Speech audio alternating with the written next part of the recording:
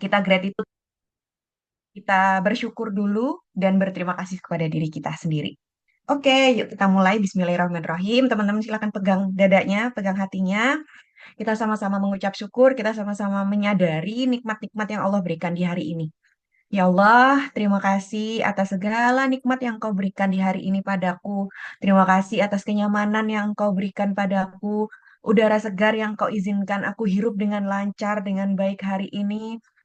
Terima kasih atas segala rezeki yang Kau hadirkan padaku hari ini, berapapun nominalnya, dalam bentuk apapun. Aku sangat mensyukurinya, aku sangat merasa penuh dengan keberlimpahan ketika mendapatkannya, dan aku merasa sangat bahagia. Terima kasih ya Rob, karena sudah membawaku hingga sejauh ini, sudah mengizinkanku untuk melalui banyak hal selama ini di tahun 2024 kemarin, dan sekarang di pertengahan bulan Januari, awal tahun, Engkau menitipkan banyak hal juga padaku. Terima kasih karena mempercayakan itu semua padaku, dan ya Allah, terima kasih karena memilihku untuk menjadi hamba yang selalu berusaha untuk mendekatimu, hamba yang selalu berusaha untuk berhusnuzon padamu, hamba yang selalu berusaha untuk selalu yakin bahwa Engkau adalah sebaik-baiknya penolong dalam hidupku. Terima kasih selalu membawaku pada kebaikan hidup, tidak peduli seburuk apapun, seenggak nyaman apapun proses yang sedang aku lalui saat ini. Aku yakin Engkau akan selalu menemaniku, dan aku percaya Engkau akan memberikan kebaikan di setiap hal yang sedang aku lalui hari ini. Terima kasih atas segala nikmat-Mu hari ini, ya Allah. Alhamdulillah. Dan sekarang kita berterima kasih kepada diri kita sendiri. Seperti biasa kita butterfly hug. Wahai diriku, terima kasih hari ini di hari Kamis. Kamu sudah melakukan yang terbaik atas pekerjaanmu, atas tugasmu, atas segala kesibukanmu yang kamu lakukan sepanjang hari ini. Terima kasih ya sudah melakukan yang terbaik. Meskipun mungkin ada rencana yang nggak sesuai, meskipun ada tantangan-tantangan yang memberatkan, meskipun ada ucapan orang lain yang menyakitkan, it's okay. Terima kasih karena sudah memaafkan. Terima kasih karena mengizinkan hal itu terjadi padamu. Terima kasih karena tidak denial atas kenyataan-kenyataan itu ke dalam hidupmu.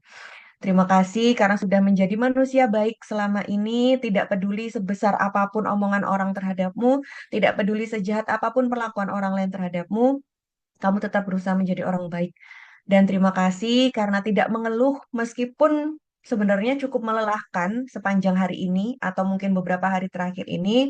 Terima kasih karena sudah menahan banyak hal yang seharusnya mungkin kamu berusaha untuk lepaskan, berusaha ingin untuk diceritakan, tapi kamu menahan itu. Terima kasih karena sudah terus membersamaiku berjuang selama ini, bertahun-tahun, berhari-hari, dan tidak pernah menyerah, meskipun kenyataannya berulang kali membuat diriku menyerah. Terima kasih untuk perjuangannya hari ini. Kita usahakan yang terbaik esok hari lagi ya. Oke, Masya Allah. Terima kasih teman-teman atas waktunya yang sudah diberikan untuk kita bareng-bareng gratitude, kita bareng-bareng bersyukur sama Allah gitu ya, biar ya kita sama-sama melepas segala hal yang terjadi sepanjang hari ini atau mungkin beberapa hari kemarin gitu. Semoga apa-apa yang kita ikhtiarkan hari ini di awal pertemuan, setiap awal pertemuan kita ini bisa memberikan apa ya, istilahnya hal baru yang bisa membuat kita lebih refresh, dan ketika nanti teman-teman istirahat bisa lebih tenang juga. Karena aku pribadi sebelum tidur selalu berusaha untuk seperti itu gitu, dan itu membuat tidurku jauh lebih nyenyak beneran. Oke, sekarang kita membahas buku Amalan Ringan Paling Menakjubkan. Kenapa kok tiba-tiba kita kepikiran untuk membuat book talk? Karena memang aku suka baca, dan di program ini nggak tuh, maksudnya di sesi ini, book talk ini, aku tuh pengen membagikan beberapa insight dari buku-buku yang aku baca, yang barangkali teman-teman butuhkan juga, karena aku ngerasa buku ini tuh cukup bagus dan aku nggak mau nyimpen hal baik ini sendirian gitu loh. Makanya di beberapa sesi nanti di Kitok insya Allah akan ada, akan aku share beberapa buku-buku juga yang mungkin hasil dari bacaanku gitu kan, yang akan aku ulik, kemudian aku olah dan aku sampaikan ke teman-teman, sehingga barangkali kalau pas teman-teman ada rezeki, teman-teman boleh membeli bukunya langsung, atau kalaupun enggak ya teman-teman sudah mendapatkan insight dari yang aku sampaikan gitu. Jadi ya kurang lebih seperti itu. Dan untuk buku pertama ini tuh bukunya Syekh Ali Jaber karena aku baru banget baca buku ini, padahal buku ini kayaknya udah lama sih, tapi aku baru baca banget dan ketika baca buku ini tuh aku ngerasa kayak disayang banget sama Allah. Padahal yang dijelaskan di buku ini tuh amalannya tuh ringan banget gitu loh, kayak ini tuh sebenarnya amalan-amalan kita setiap hari gitu, kayak cuma sholat, zikir, tilawah, just it gitu. Tapi ternyata di buku ini tuh dikumpas tuntas bahwa meskipun amalannya tuh remeh sekecil itu, tapi itu tuh ternyata seberharga itu di mata Allah gitu, sepenting itu dan sebernilai itu di mata Allah ketika kita nggak berhenti melakukannya, ketika memang niat kita lurus buat Allah gitu. Dan di sini dijabarin banget, makanya kayak aku jadi sangat tersentuh dengan membaca buku ini dan membawaku untuk berusaha terus istiqomah dengan mengamalkan amalan-amalan yang remeh-remeh itu tadi.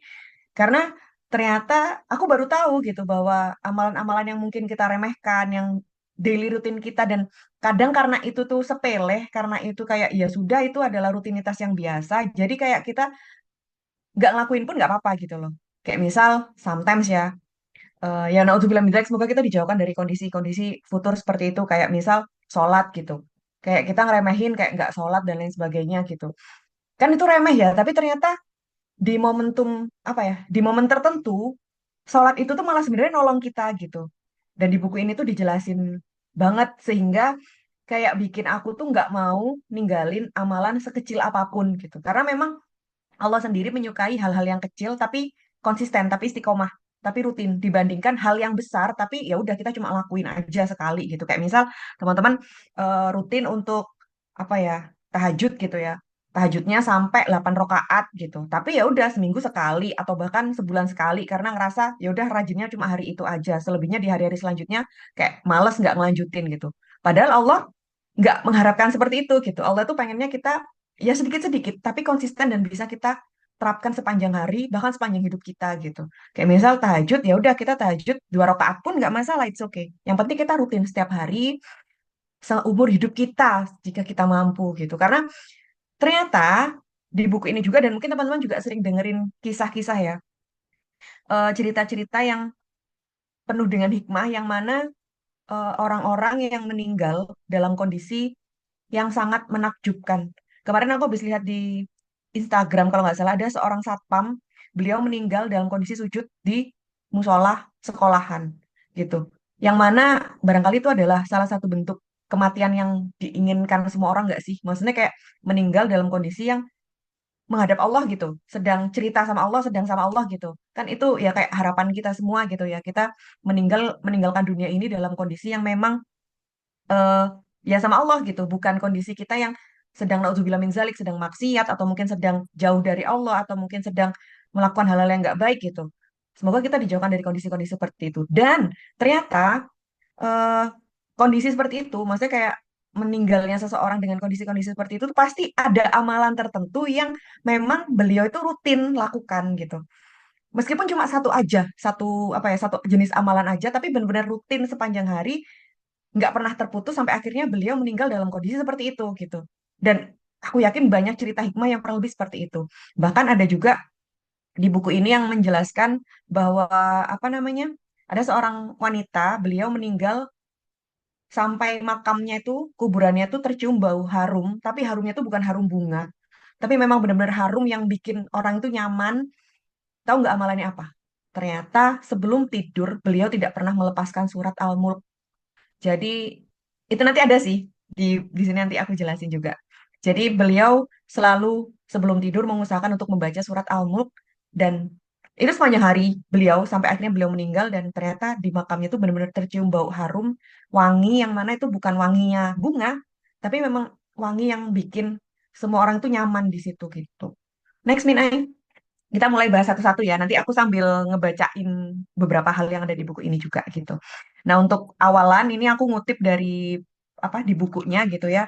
Eh, kita tidak tahu amal soleh mana yang menjaminkan husnul khotimah dan masuk surga. Bisa amal soleh yang sederhana, yang remeh, yang kecil, tapi ternyata melalui amal itu kita bisa terjamin masuk surga dan terjamin husnul khotimah. Itu tadi yang aku bilang ya. Maksudnya kayak ternyata hal-hal remeh, amalan-amalan yang mungkin kita nggak sadari itu tuh ternyata kalau kita lakukan terus-menerus itu worth it buat kita sampai ke akhirat nanti gitu loh. Itu worth it untuk masa depan hidup kita yang nggak cuma di dunia ini, bahkan nanti ketika apa ya, maksudnya nggak cuma karena kehidupan kita aja, nggak bikin kita tenang aja, nggak cuma semua hal yang kita jalani itu jadi lancar semua, tapi juga nanti ketika di kehidupan akhirat itu kita sudah diberikan tempat khusus sama Allah gitu loh kalau kita merutinkan sebuah amalan atau mungkin satu dua amalan, berapapun amalan, yang penting kita konsisten melakukannya, yang penting kita nggak pernah putus untuk melakukannya, insya Allah itu akan membawa kita di titik pertemuan kita terbaik, pertemuan terbaik kita sama Allah gitu. Nggak cuma ketenangan hidup kan, kalau kita ngejar akhirat insya Allah dunia kita akan ngikut ya. Dan kalau misal kita mengamalkan sesuatu hal yang itu rutin kita lakukan, dunia kita dunia maksudnya kehidupan duniawi kita itu pasti akan ngikuti dalam bentuk ketenangan. Mungkin nggak semua hal yang akan kita hadapi itu sesuai dengan mau kita, nggak semua hal yang terjadi itu bakalan menyenangkan dan bikin kita happy, nggak semua hal yang terjadi itu bakalan bikin kita baik-baik saja, itu pasti nggak akan kayak gitu. Tapi ketika kita mengamalkan suatu amalan dalam bentuk apapun, entah sholat, zikir, baca Al-Quran, baca surat-surat tertentu, nggak pernah terputus. Itu satu hal yang sudah pasti. Hati kita tuh tenang. Itu udah mutlak, udah. Dalam artian tenang itu bukan berarti ketika kita ada ujian terus kita langsung kayak, oh udah alhamdulillah aku dapat ujian ini aku tenang. Tapi ada sahabat Rasul yang ketika diuji itu malah mengucap alhamdulillah. Gak usah jauh-jauh deh, teman-teman. Kalau misal lihat video-video saudara kita yang di Palestina, kan banyak juga ya mereka-mereka yang diuji melalui keluarganya dan ketika ada saudara atau anak atau suami atau istrinya yang meninggal, mereka bukannya yang apa ya, maksudnya kayak bukannya mereka terpuruk, tapi malah bersyukur gitu, karena meninggalnya dalam kondisi apa namanya kezoliman seperti itu gitu. Itu banyak sekali dan itu memang sudah tingkat keimanan yang wah sudah another level of keimanan seseorang sih itu ketika mendapatkan ujian, ketika mendapatkan kesulitan malah bersyukur. Dan kita sudah, aku yakin juga sudah banyak sekali yang seperti itu gitu. Dan semoga kita pun barangkali mungkin belum sampai di tahap yang bisa bersyukur ketika mendapatkan ujian, tapi minimal ketika kita mendapatkan kesulitan, ketika mendapatkan apa ya, ujian, kita bisa tenang gitu, relax dulu gitu. Karena sebuah ujian itu bakalan apa ya, solusi dari setiap ujian, jalan keluar dari setiap ujian itu bakalan ketemu, bakalan ada kalau kita tenang. Sedangkan gimana kita mau tenang kalau kita fokusnya sama solusi gitu, bukan fokus dengan sesuatu hal yang kita cari untuk ketenangan itu. Apalagi kalau bukan Allah gitu. Jadi ketika kita mengamalkan sesuatu hal, memang kita sedang menabungkan sesuatu di akhirat kita kelak, di surga kita kelak. Kita sedang booking tempat di akhirat nanti, di surganya Allah nanti. Tapi at the same time kita juga sedang membuat diri kita tuh siap untuk menerima jalan keluar dari segala permasalahan kita gitu. Amalan apapun, entah itu sholat wajib, sholat sunnah, zikir, baca Al-Quran, baca salah satu surat yang nggak pernah kita lepas. Pokoknya benar-benar sebisa mungkin ada satu pegangan yang jangan sampai kita lepaskan di sepanjang hidup kita gitu loh. Apapun itu terserah teman-teman. Mungkin nanti bisa dari salah satu amalan-amalan ini ya. Dan kalaupun teman-teman sanggup untuk menjalankan semua pun juga, it's okay, itu lebih bagus juga. Cuma kalau misal semuanya kan pasti akan ya cukup berat juga ya untuk kita kan. Maksudnya pasti kita juga ada kesibukan lain yang membuat kita harus terpecah untuk melakukan semua amalan-amalan itu dalam waktu berbarengan gitu. Tapi kalau memang dirasa sanggup nggak apa-apa. Yang penting kita bisa memegang itu sampai akhir hayat kita gitu. Kayak misal sebisa mungkin ada satu pegangan yang memang itu tuh buat pegangan kita sehari-hari dalam kondisi apapun sampai akhir hayat kita gitu. Yang mana pegangan itu, amalan itu yang akan apa ya kita yakini itu akan membawa kita ke tempat terbaik kita untuk ketemu sama Allah gitu. Entah itu misal sedekah, kayak teman-teman barangkali ada yang tipe orang yang rutin sedekah subuh gitu. Ya udah benar-benar sedekah subuh itu nggak usah dilepasin sampai akhir hayat nanti.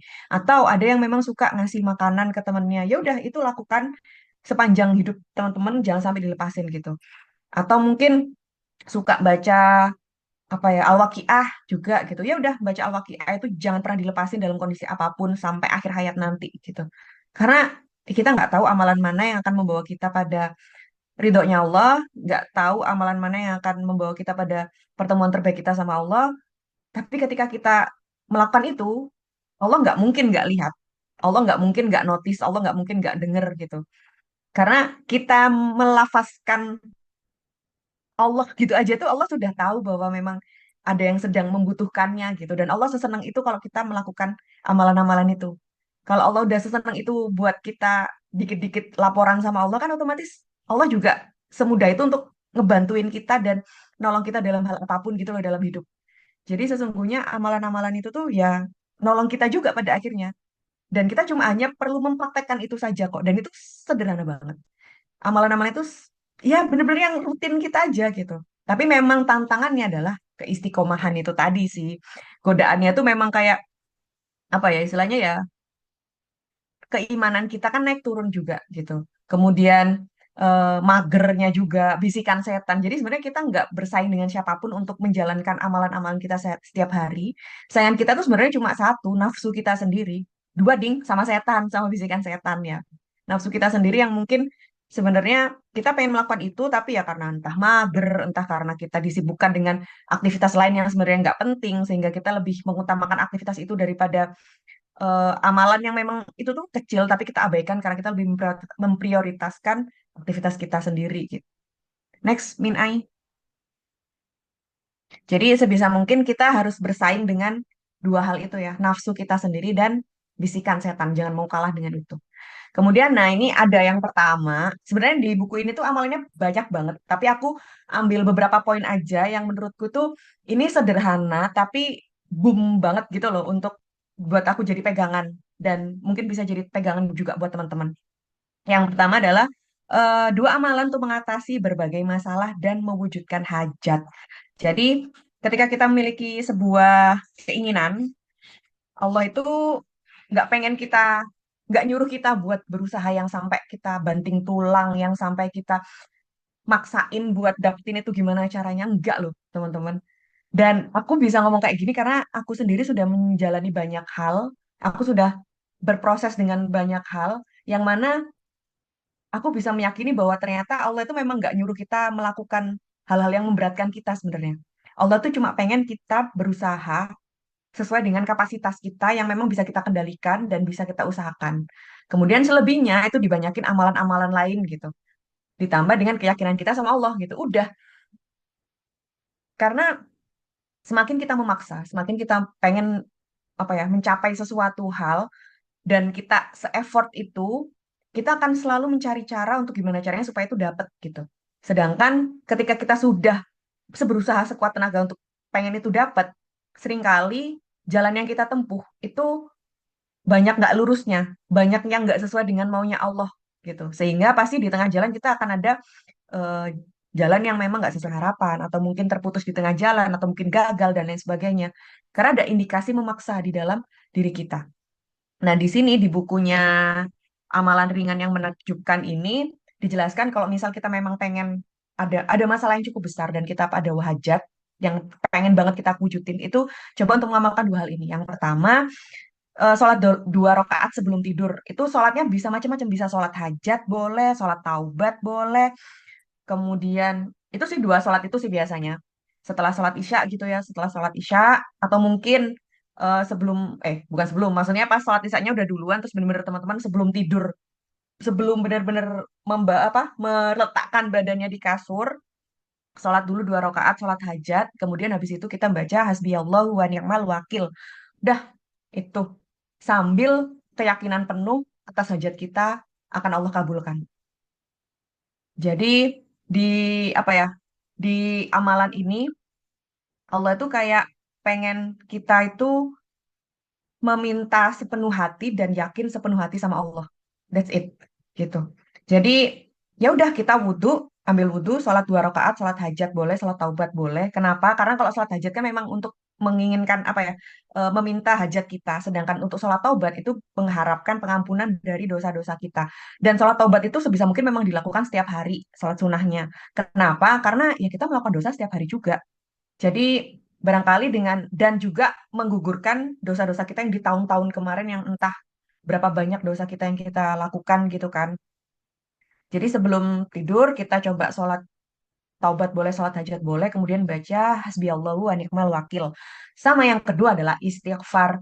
Nah, kalau istighfar ini sudah pasti ya, kalau teman-teman yang udah sering ikut kitab pasti udah notice juga bahwa aku banyak banget ngebawa istighfar ke apa ya ke kitab. Kenapa? Karena Istighfar itu adalah nggak cuma untuk meminta pengampunan kita sama Allah, tapi juga untuk membukakan gerbang-gerbang kemudahan hidup kita. Seringkali tanpa kita sadari, beberapa hal yang terjadi dalam hidup kita itu kayak merasa sempit, sulit, kemudian banyak gagalnya itu barangkali ya karena dosa-dosa kita sendiri yang menutup itu semua gitu. Yang harusnya sama Allah udah dikasih di waktu itu gitu, tapi karena dosa-dosa kita dan Allah tahu kalau ini dilanjutin itu malah memperbanyak dosa kita lagi di depan mungkin ya. Atau Allah tahu kalau misal ini dikabulin sekarang, dosanya yang ini tuh malah makin apa ya merugikan kita ke depannya gitu. Makanya sama Allah ditunda dulu, sama Allah diganti sama yang lainnya yang lebih baik. Karena memang ya masih ada ganjelannya yaitu dosa-dosa kita di masa lalu yang kita nggak tahu apa, mungkin kita lupa atau mungkin kita nggak sadar gitu. Makanya sebisa mungkin mulut kita itu jangan pernah berhenti untuk beristighfar dalam kondisi apapun, dalam momentum apapun, entah kita lagi diem, entah kita lagi naik kendaraan, entah kita lagi apapun itu pokoknya jangan pernah lepas dari istighfar. Zikir-zikirnya Allah itu benar-benar apa ya, membawa kita pada ketenangan dan kenyamanan hidup kita sendiri sebenarnya.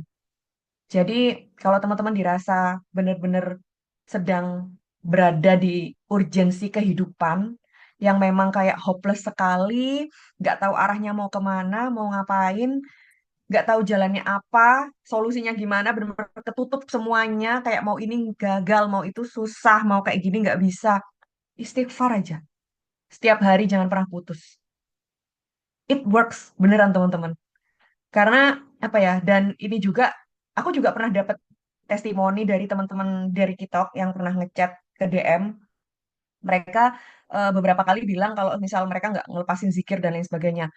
Hidup mereka memang nggak sepenuhnya berjalan mulus gitu, tapi mereka lebih feel blessed gitu. Kayak apapun yang terjadi dalam hidup mereka itu mereka lebih relax. Mereka lebih, oh ya udah gitu. Karena menyadari bahwa ada peranan Allah di situ. Ketika kita mengamalkan sesuatu hal, ya, itu kan artinya kita meletakkan Allah di aktivitas kita gitu. Dan itu yang dipengen Allah dari kita. Kayak misal sebelum kita tidur, kita sholat 2 rakaat, kemudian kita baca hasbi Allah wa ni'mal wakil, itu kan kita mengingat Allah lagi, kita minta petunjuknya Allah lagi. Kita minta apa ya? Kita yakin bahwa Allah itu yang segala-galanya yang punya hidupku juga gitu. Kesadaran itu yang jarang banget kita apa ya? Kita panggil gitu loh ke dalam diri kita. Makanya sama Syekh Ali Jaber kenapa disarankan untuk membaca ini agar kita kembali menyadarkan diri kita bahwa memang ada Allah di hidup kita yang punya segalanya yang bisa ngaturin semuanya gitu. Dan di momentum itulah Allah kayak ya Allah ngebantu kita karena kita di kondisi yang lagi nggak bisa apa-apa, kita yang kita cari dulu tuh Allah gitu. Pun dengan istighfar juga sama. Ketika kita di momentum apapun istighfar, ya itu artinya kita sudah notice bahwa ada Allah di situ. Sadar bahwa setiap kesalahan kita itu dilihat sama Allah. Ngeh bahwa setiap ucapan yang mau kita sampaikan ke orang lain yang mungkin bakal nyakitin orang lain tuh dilihat sama Allah, didengar sama Allah gitu. Jadi pada akhirnya amalan-amalan yang kita lakukan, yang kecil-kecil ini tuh tanpa kita sadari itu sebenarnya ya untuk mengingatkan ke diri kita bahwa kita harus meletakkan Allah di part apapun dalam hidup kita gitu, di momentum apapun dalam hidup kita itu kita harus ngebawa Allah ke sini gitu. Dan ya memang itu yang diinginkan Allah ke dalam hidup kita gitu dan itu yang akan membawa ketenangan, kenyamanan, kemudian merasa penuh terus gitu ya. Mungkin kita nggak selalu merasa happy, tapi ketika kita merasa penuh dengan kondisi apapun itu kita akan merasa bahwa oh ya ini ada perannya Allah di sini gitu. Kita nggak harus selalu merasa happy atau ngerasa baik-baik saja, nggak. Karena pasti di setiap kita sepanjang hidup itu pasti ada jatuhnya, ada susahnya, ada hancurnya, ada masa-masa beratnya. It's normal. Ya memang Allah pengen ngasih itu buat kita. Tujuannya apa? Ya biar kita kembali lagi sama Allah gitu, biar kita deket lagi sama Allah, biar kita inget lagi sama Allah. Kalau nggak digituin, mungkin ya kita akan lupa. Makanya dalam kondisi apapun, ketika kita ingat ada amalan yang berusaha kita lakukan, itu artinya kita sedang menotis ke diri kita sendiri bahwa ada Allah di situ dan aku butuh Allah gitu. Next, Min Ai. Kemudian yang kedua, mana nih? Next min I. Sudahkah? Nah, ini keajaiban surat Al-Mulk yang aku bilang tadi ya. Ketika apa kisah seorang wanita yang meninggal dan makamnya mengeluarkan keharuman yang luar biasa karena mengamalkan surat Al-Mulk sebelum tidur. Jadi ya hanya karena beliau almarhumah itu membaca surat Al-Mulk setiap hari sebelum tidur, makamnya jadi sewangi itu, bikin semua yang berada di situ tuh merasa nyaman dengan keharumannya gitu sampai ngeluarin asap, tapi asapnya tuh bukan kayak asap kebakaran gitu, tapi kayak asap aroma yang wangi gitu. Karena di surat Al-Mulk itu kan ada bacaan tabarakalladzi biyadihil mulk, yang itu di situ tuh ada berita gembira dari Rasulullah juga ya, ini disampaikan kalau dia surat Tabarok ini adalah penghalang, dia adalah penyelamat yang menyelamatkan dari azab kubur. Jadi memang Al-Mulk ini kan artinya kerajaan ya, yang mana ya memang salah satu surat yang diagungkan juga kalau misal kita mengamalkan selain Al-Waqiah ya. Kayak kan ada Al-Waqiah, Al-Mulk, Yasin, kemudian Ar-Rahman, terus ya itulah surat-surat yang memang mungkin bisa kita jadikan amalan-amalan rutin kita gitu ya. Karena memang untuk penjagaan kubur kita itu ya ini surat Al-Mulk ini gitu. Meskipun dan ini sebenarnya nggak terlalu panjang juga sih suratnya kalau teman-teman apa ya maksudnya ngeh dibandingkan Al-Baqarah, dibandingkan Al-Imran gitu ya. Ini nggak terlalu panjang dan kalau teman-teman sudah rutin kayak otomatis hafal gitu tuh, itu pasti langsung kayak oh cepet. Paling lama itu biasanya 2 menit itu pasti udah selesai sih bacanya. Cukup membutuhkan 2 menit aja untuk mengamalkan Al-Mulk ini setiap sebelum tidur gitu. Jadi barangkali kita bisa coba geser sebelum tidur yang mungkin kita masih scrolling sosmed atau apa gitu kan. Kalau scrolling itu kita nggak kerasa loh. Kita scrolling itu cuma nge-scroll TikTok atau IG beberapa slide aja tuh udah menghabiskan 5 menit, itu udah nggak kelihatan, maksudnya nggak kerasa. Coba kita swipe dengan baca surat Al-Mulk dulu gitu. Atau mungkin ya udah kita ambil wudhu, kita sholat 2 rakaat, kita baca Al-Mulk, udah tidur gitu. HP-nya kita letakkan dulu. Karena kalau kita sebelum tidur HP-an juga itu kan juga yang kita awalnya sudah mau lelap, otak kita sudah mau istirahat, mau shutdown, tapi karena kita aktif buka HP lagi, jadi aktif lagi otak kita. Dan akhirnya yang harusnya istirahatnya mungkin bisa biasanya jam 10 udah bisa ngantuk, udah bisa tidur, tapi karena HP-an dulu jadinya jam 11, jam 12 gitu. Jadi yuk kita coba sama-sama pelan-pelan lah mengubah, mulai dari malam ini lah. Mulai dari malam ini kita bareng-bareng untuk mengubah HP-annya kita dengan baca surat Al-Mulk gitu. Next, Min Ai. Nah, ini juga ada amalan-amalan untuk mengusir was-was. Siapa sih yang nggak ada apa, yang nggak pernah ngerasa resah, gelisah, takut, was-was, terus kayak hidupnya ngerasa nggak tenang, sometimes ya, maksudnya atau mungkin bahkan ada dari kita yang ngerasa bener-bener nggak tenang sama sekali gitu, karena overthinking, karena ketakutan kita atas masa depan kita, atau mungkin ketakutan dan kekhawatiran kita dari sesuatu hal yang ada di masa lalu gitu. Pokoknya ada aja sesuatu yang bikin kita tiba-tiba nggak tenang gitu. Apalagi kalau ada trigger-trigger ya, it's nggak apa-apa kok. It's normal. Kita sebagai manusia itu pasti ada momentum seperti itu. Cuma kembali lagi, reaksi kita terhadap apa yang kita rasakan terhadap sebuah kejadian itu akan mencerminkan atau mungkin akan mempengaruhi langkah kita ke depan. Jadi ketika kita merasa was-was, kita merasa gelisah dengan sesuatu hal, kemudian respon kita itu malah apa ya istilahnya kayak ceroboh, atau mungkin kita nggak mengelolanya dengan baik, kita nggak mengarahkan diri kita dengan hal-hal yang membuat kita tenang, pada akhirnya kita akan menyesal. Pada akhirnya kita akan merusak semuanya lebih besar gitu, membuat kerusakan lebih besar hanya karena trigger was-was dan kekhawatiran kita. Itu banyak sekali loh. Dari apa ya, maksudnya kayak dari kita yang karena kita nggak tahu, saking takutnya, saking resah, saking khawatirnya, akhirnya kita mengambil keputusan untuk melakukan sesuatu hal yang malah merugikan diri kita sendiri. Maka dari itu, sebelum kita melangkah lebih jauh untuk apa ya melakukan sesuatu hal yang bikin kita semakin rugi, maka solusinya adalah yang pertama kita harus menyadari dulu. Sedang perasaan nggak nyamannya itu, perasaan was-wasnya itu, resahnya, bingungnya, overthinkingnya, kayak pasti kayak udah semuanya tuh bekerja soalnya ketika kita sedang was-was ya, kayak pikiran kemana-mana, hati juga nggak tenang, terus kayak udah mikirnya itu jelek-jelek terus apapun di depan dan di belakang gitu ya. Bener-bener nggak ada momentum yang bisa bikin kita nyaman aja gitu. Dari untuk eh, di mindset kita, di pikiran kita yang bisa buat kita tenang adalah dengan cara kita menyadari bahwa sekarang memang kondisinya aku lagi resah, aku lagi was-was, aku lagi gelisah banget dengan sesuatu. Kita biarkan aja badan kita tuh ngerasa kayak gimana, apapun reaksinya tubuh kita yang nggak nyaman itu biarin aja. Nggak apa-apa, izinkan dia ada. Sambil kita mengamalkan 6 hal ini. Yang pertama, kita ambil air minum. Ambil air minum, kemudian kita bisa membacakan 1, 2, 3, 4, 5 surat ini. Pertama, baca Al-Fatihah 7 kali, kemudian 5 ayat pertama surat Al-Baqarah 1 kali, ayat kursi 7 kali, kemudian 3 ayat terakhir surat Al-Baqarah, dan 3 kul.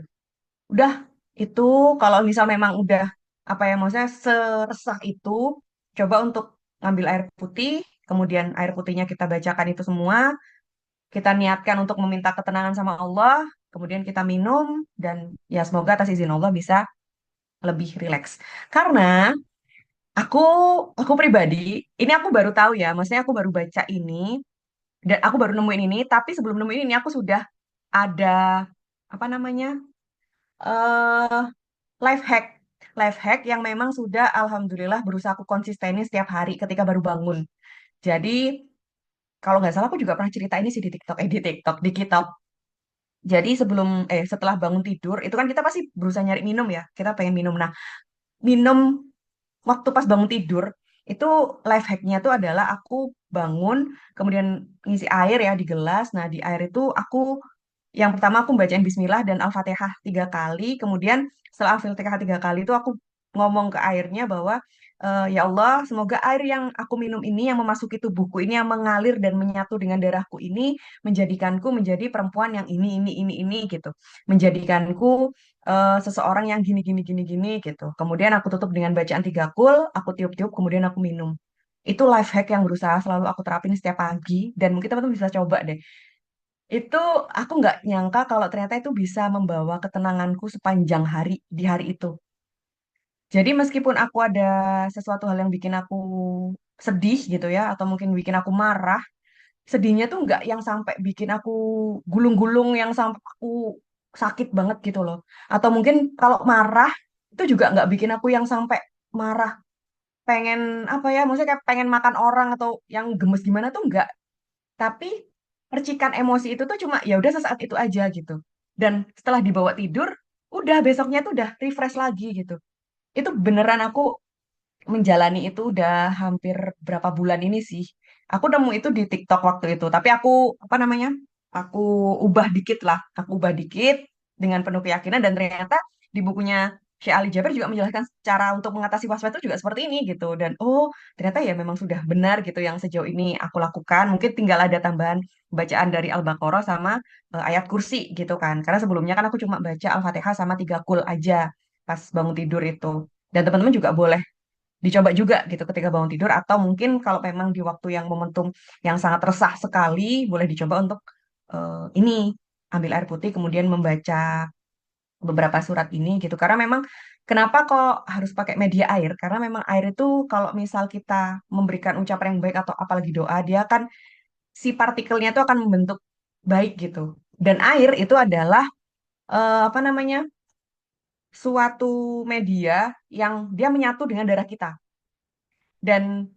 dan itu kan masuk ke dalam tubuh kita ya, darah kita dan semuanya, semua yang ada di dalam tubuh kita itu yang berjalan dengan dan menyatu dalam diri kita itu akan mereaksikan hal baik itu gitu.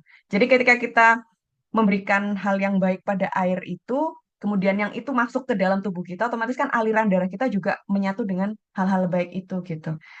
Dan itu bukan sugesti, tapi memang ada penelitiannya. Partikel air itu kalau kita kasih ucapan baik, kemudian kita apa ya maksudnya kayak berikan kalimat-kalimat baik kita bacain doa itu pasti akan membantu kita makanya kenapa kayak apa namanya apa sih yang menghilangkan dari apa menyembuhkan dari kesurupan dan lain sebagainya pun itu kan juga kebanyakan medianya air ya karena memang ya itu air itu bisa menyatu dengan tubuh kita dan akan membawa kita lebih apa ya menyehatkan kita juga gitu loh menyembuhkan segala penyakit dan lain sebagainya gitu next Min Ai. Nah, ini juga ada beberapa amalan yang supaya kita bisa meninggal dalam kondisi husnul khotimah. Yang pertama adalah salah satu hal yang paling mulia dalam hidup adalah afiah. Ini aku baru tahu juga ya dari buku. Afiah itu apa? Jadi afiah itu orang yang diampuni Allah dan diberikan kesempatan untuk bertaubat sebelum meninggal. Gak semua orang loh Allah kasih privilege ini gitu. Dan ketika kita menyadari bahwa kita sekarang masih Allah izinkan untuk rutin beristighfar, Allah izinkan kita untuk selalu ingat Allah, kita masih diizinkan untuk sholat taubat, barangkali kita masih menjadi salah satu bagian dari afiah ini gitu.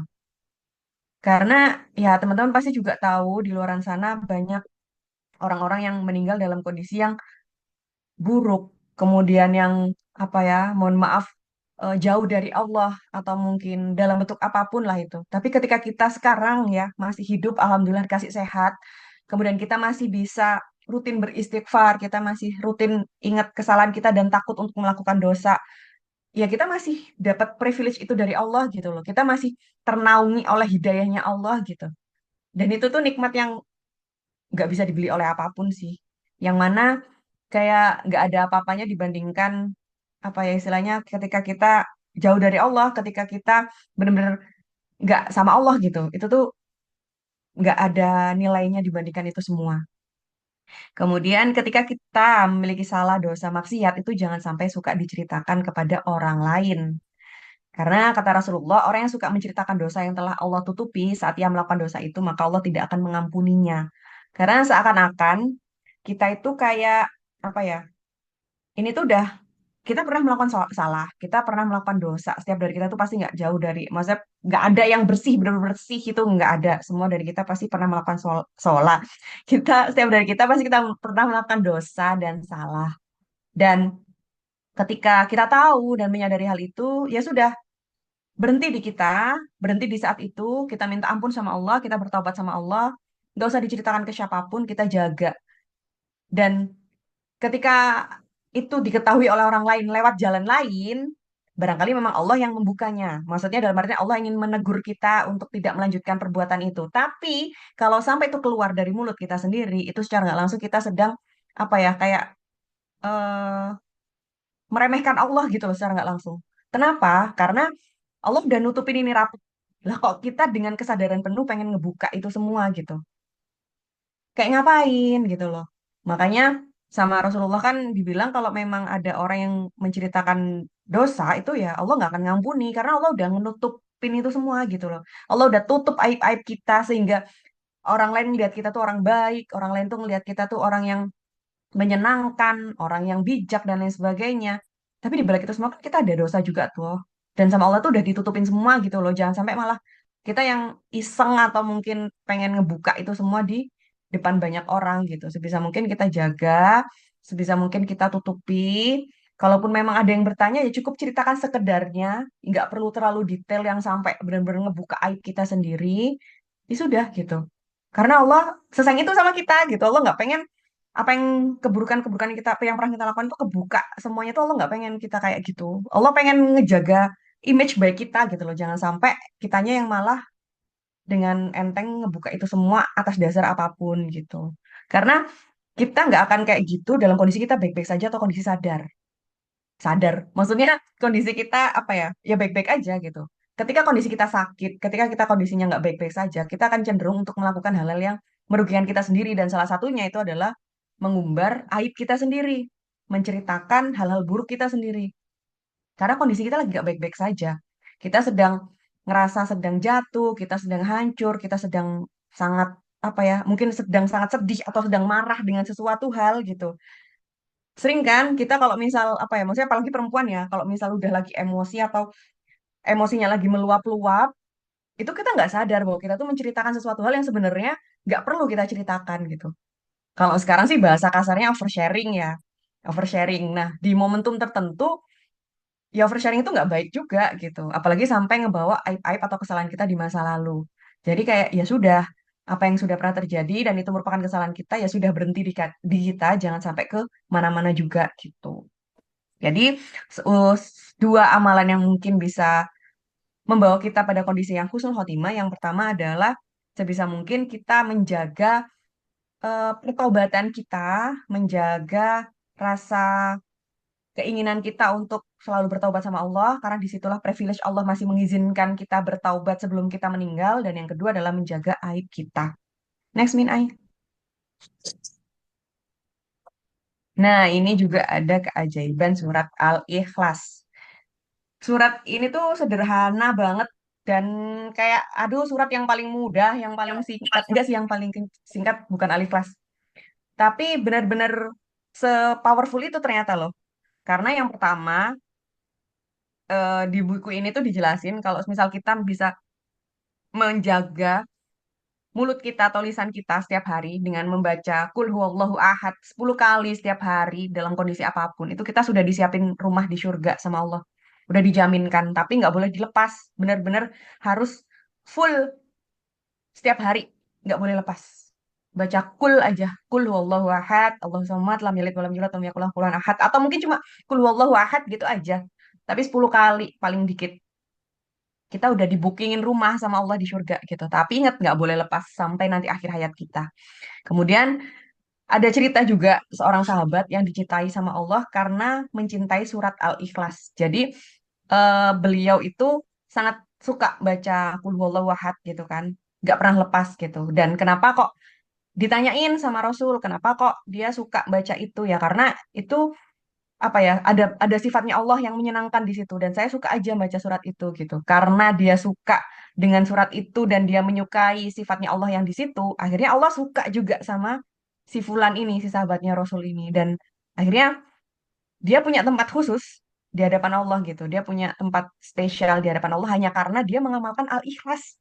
Qul huwallahu ahad itu aja dia ngomong kayak gitu aja setiap hari, nggak dilepas, dan dia udah punya bookingan surga gitu, dia punya tempat tersendiri khusus di hadapan Allah gitu. Jika Allah mencintai hambanya, semua urusan dunia akhirat akan selesai tanpa ada kekhawatiran. Jadi kayak kalau kita udah mengamalkan hal kecil, kemudian hal kecil itu nggak pernah kita lepas, sampai akhirnya Allah notice kita. Kalau udah Allah notice kita itu mau badai halilintar, tsunami, banjir bandang segede apapun itu kayak ya udah semuanya tuh bakal diberesin sama Allah gitu.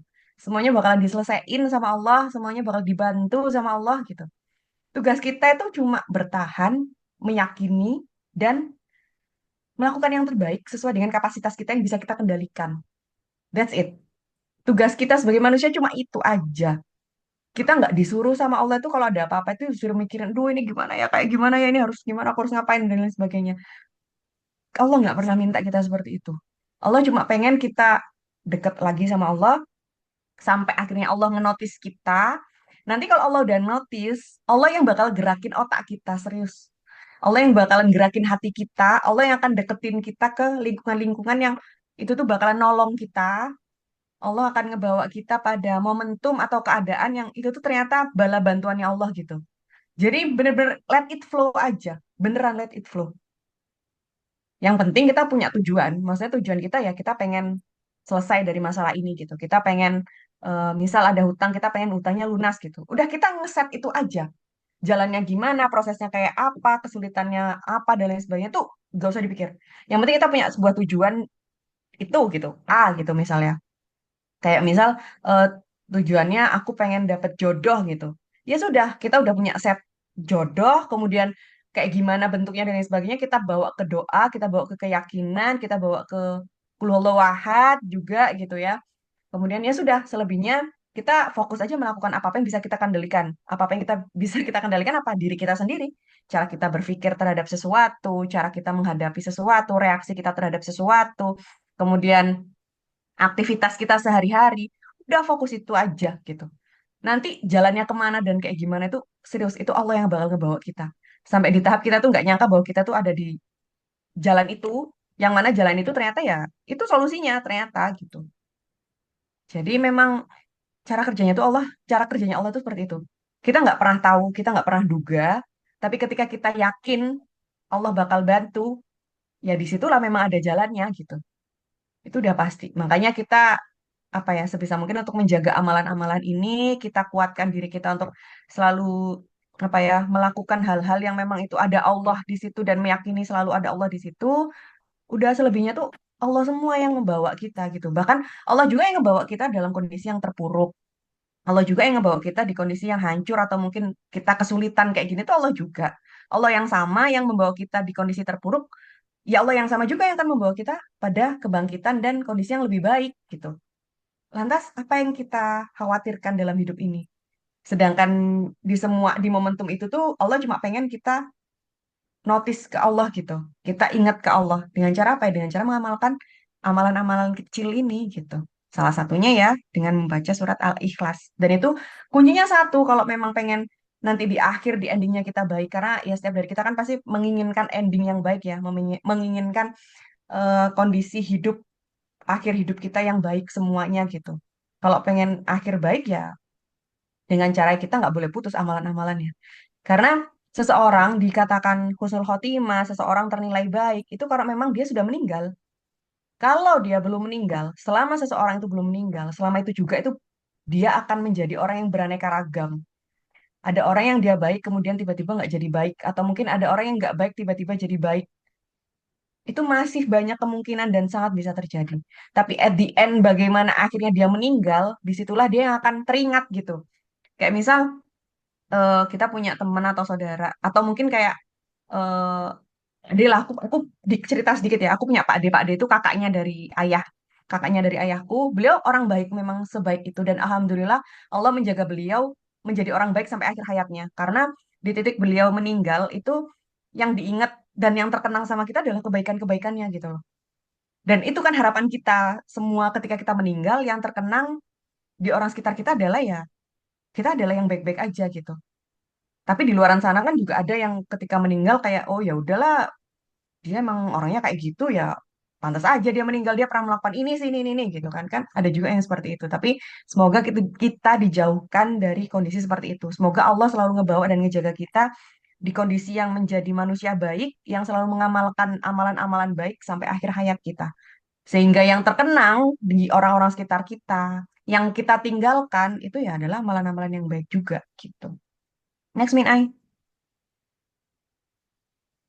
Oke, the power of doa.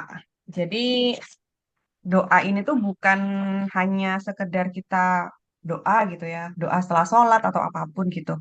Tapi doa ini yang memang harus kita kuatkan adalah momentum di mana kita berdoa tapi ada keyakinan di situ.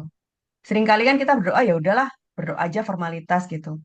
Tapi nggak ada, jarang ada keyakinan gitu agar doa itu tuh nyampe ke Allah. Tugas kita tuh berdoa. Urusan dikabulin atau enggak itu urusannya Allah. Jadi urusan kita tuh berdoa dan meyakini.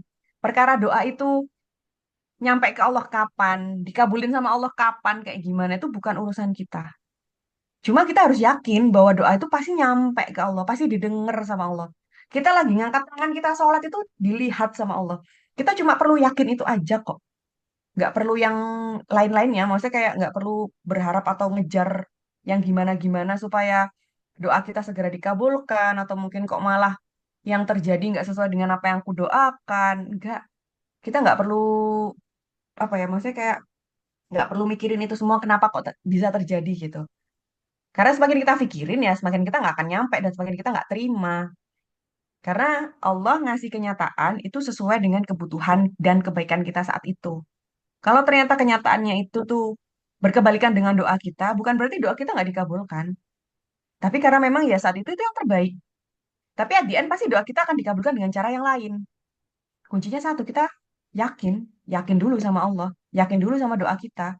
Pasti nyampe sama Allah, pasti didengar Allah, dan pasti akan dikabulkan dengan cara yang terbaik menurut Allah gitu. Keadaan hamba yang paling dekat dengan Tuhannya adalah saat dia sujud. Maka perbanyaklah berdoa.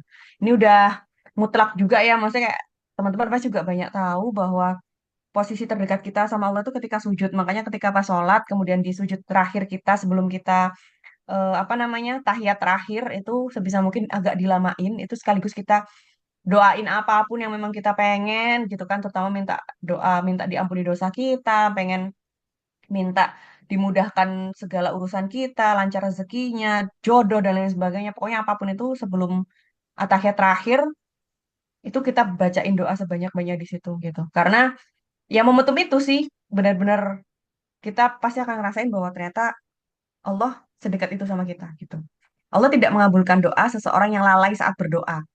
Jadi maksudnya di sini, ketika kita sedang berdoa atau mengaminkan doa nih, misal kita jadi jamaah, kemudian ada yang memimpin doa kita, tapi kita nggak fokus dengan doa yang disampaikan oleh imam atau ketua dari rombongan kita, ya Allah nggak akan ngabulin doa itu gitu.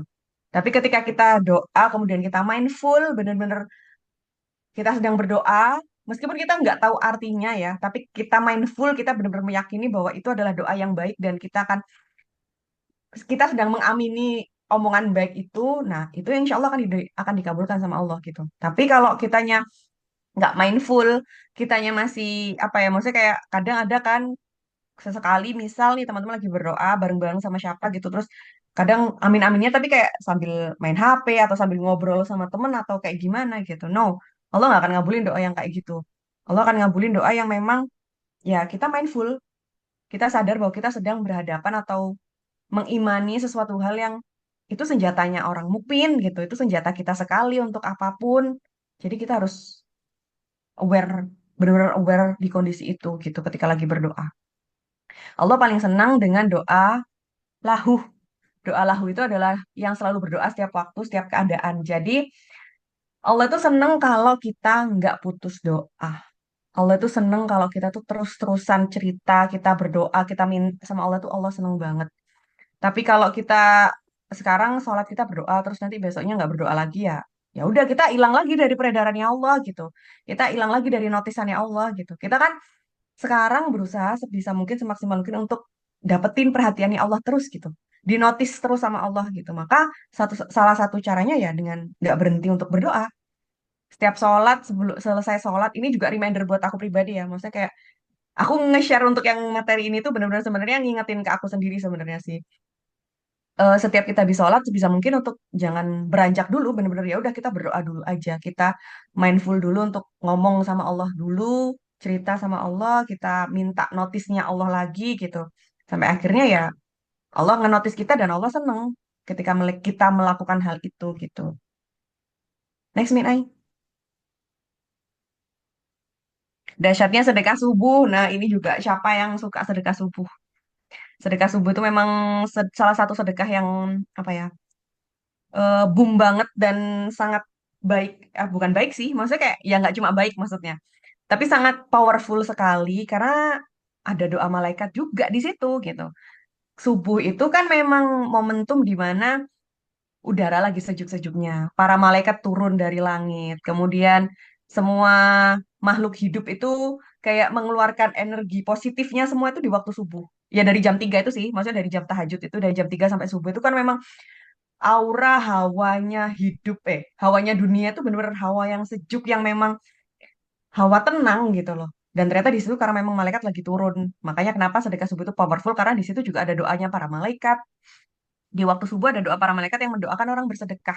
Jadi bayangin aja kita bangun subuh kemudian kita sedekah, kemudian dilihatin sama malaikat dan malaikat mendoakan kita ketika tahu bahwa kita lagi bersedekah gitu. Kayak, aduh, masya Allah gitu kan. Maksudnya kayak hidup kita tuh nggak serta-merta kita untuk di kenyamanan sini aja, tapi juga di akhirat kelak gitu. Dan di hari ini pun kita juga di dunia pun kita pasti bakalan dapat benefit dari sedekah itu juga gitu. Ya kayak biasa lah teman-teman coba sediain satu wadah, ditulisin harapannya apa, kemudian diniatkan untuk sedekah subuh ya udah masukin di situ. Nanti 1 bulan sekali atau mungkin 2 minggu sekali diambil untuk kita sedekahkan kemana gitu. Kemudian doa Rasulullah yang mendoakan ibadah kita di waktu subuh diantaranya adalah sedekah. Jadi doa Rasulullah itu juga salah satunya itu mendoakan kita di waktu subuh gitu. Dan ya ketika kita di waktu subuh itu sedekah itu kayaknya ya secara nggak langsung kita juga ikut didoakan sama Rasulullah juga gitu loh. Kenyamanannya sedekah subuh itu sebanyak itu, sebaik itu. Kondisi apapun selesaikan dengan sedekah subuh. Karena di tahunnya COVID, kalau nggak salah setelah COVID, sedekah subuh ini kan juga gencar banget ya. Digaungkan sama beberapa apa namanya motivator Islami, ustadz dan lain sebagainya gitu. Karena memang sepowerful itu gitu dan banyak masalah juga dari orang-orang yang terselesaikan ketika dia memutuskan untuk sedekah subuh gitu. Karena memang di sedekah subuh itu kita nggak cuma sekedar nyimpen uang terus kita sedekahkan kemana, tapi juga ada permintaan pengampunan dosa kita di situ.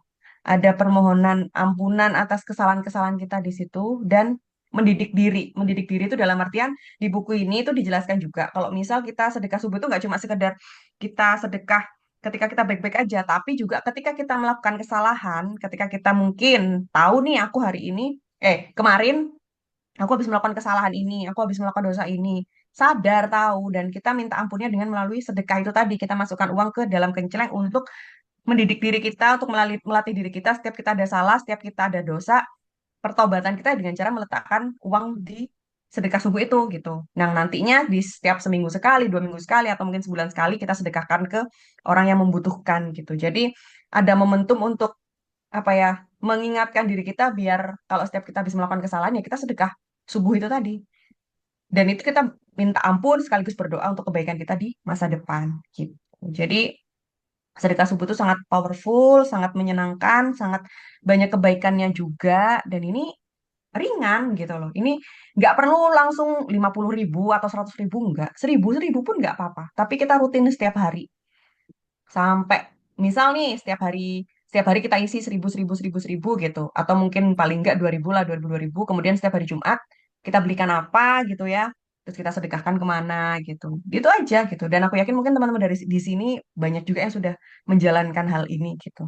Kalau teman-teman sudah melakukan ini, sama-sama bareng-bareng usahakan untuk jangan lepas, usahakan untuk terus konsisten, terus istiqomah, karena percayalah, mungkin sekarang nggak kelihatan hasilnya ya, setiap amalan-amalan kita tuh mungkin nggak akan kelihatan hasilnya untuk sekarang, tapi nanti di ujung itu pasti ada sesuatu hal besar yang akan teman-teman dapatkan buah dari amalan-amalan ringan ini. Percaya deh, itu udah apa ya, udah pasti gitu. Karena Allah pun udah menyampaikan juga di Al-Qur'an, kemudian udah banyak bukti-bukti orang-orang yang memang mendapatkan balasan kebaikan atas hal kecil-kecil yang selalu mereka rutin lakukan gitu tuh pasti ada hasilnya kok.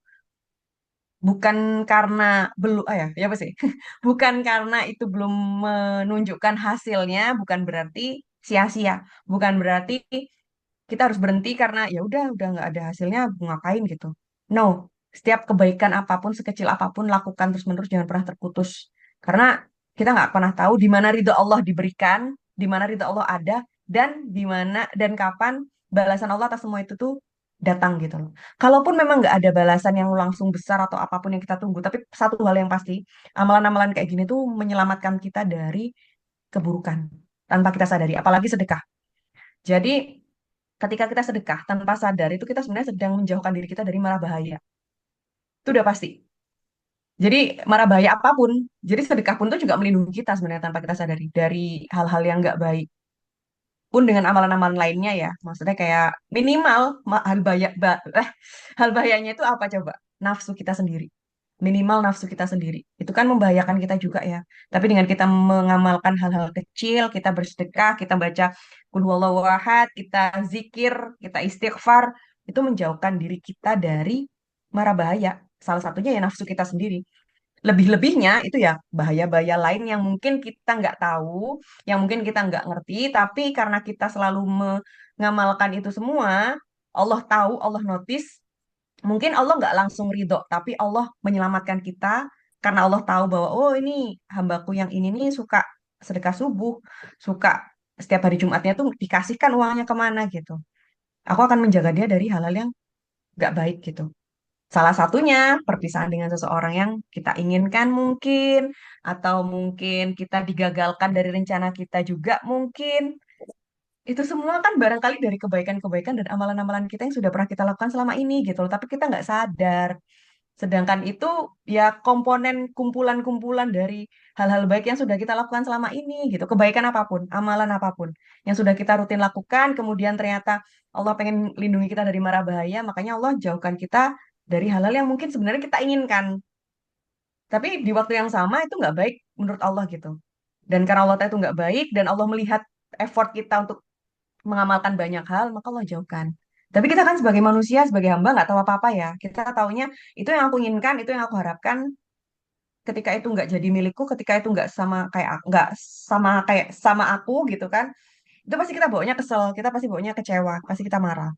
Di awal-awal boleh normal, tapi ketika kita sudah sadar, kita kan tahu bahwa oh ternyata ini toh bentuk penjagaannya Allah dari mara, mara bahayanya gitu. Jadi selain penjagaan itu dari Allah, tanpa disadari dengan kita menjalankan amalan-amalan rutin yang kita lakukan, itu ya kita menjaga diri kita sendiri sebenarnya.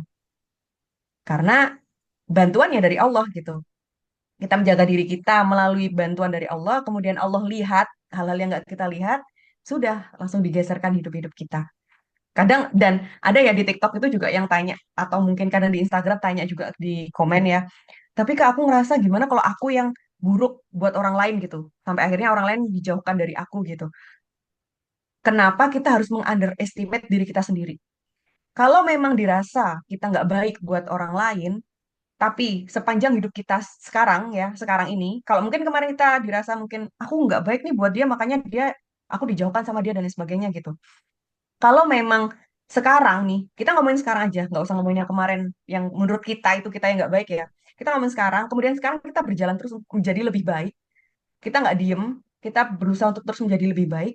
Ya sudah, berarti ya memang kita yang berproses, kita yang berprogres. Jadi bukan tentang kita yang baik atau enggak buat orang lain dan lain sebagainya ya, enggak juga gitu. Selama kita berusaha untuk terus memperbaiki diri, selama kita terus berusaha lebih dekat sama Allah, selama itu juga ya Allah sedang membawa kita pada kehidupan dan keadaan dan orang-orang yang lebih baik. Jadi yang kemarin ya sudah gitu loh. Ya mungkin itu kalaupun memang harus berpisah karena memang kita nggak baik ya wis. Memang mungkin kenyataan seperti itu it's okay. Tapi at the end sekarang kita ngomongin sekarang di hari ini kita terus berusaha memperbaiki diri. Ya artinya ya kita berusaha untuk menciptakan keadaan lingkungan dan orang-orang yang lebih baik dari yang kemarin gitu. Dan ya itu nggak ada yang salah. Jadi dan nggak perlu meng-underestimate diri kita sendiri hanya karena kita merasa kita kurang, hanya karena kita salah, kita dosa. Setiap orang itu pasti ada salah, setiap orang pasti ada dosa. Pun dengan orang yang meninggalkan kita pun juga ada salah, ada dosa. Ya sudah itu urusan masing-masing. Urusan kita sekarang fokus untuk memperbaiki diri gitu. Fokus untuk lebih dekat sama Allah, biar dinotis sama Allah gitu. Next Min Ai.